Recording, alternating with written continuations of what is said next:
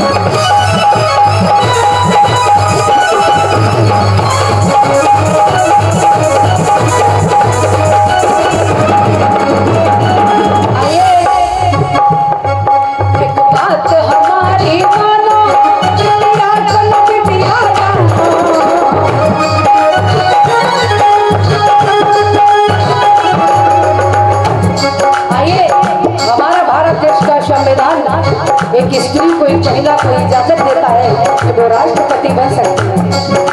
पहली भारत देश की राष्ट्रपति प्रतिभा पाटिल जी, और आज भी इस समय वर्तमान में हमारे भारत देश का जो सर्वोच्च पद है राष्ट्रपति का, वो एक देवी विराजमान द्रौपदी मुर्मू। तो आइए, हमारा संविधान महिलाओं को बराबर का अधिकार देता है, इसीलिए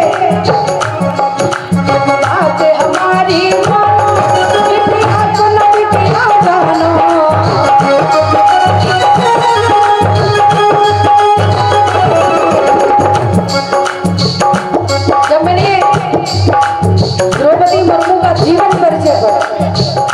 दिल में दर्द हुआ, आंखों में आंसू।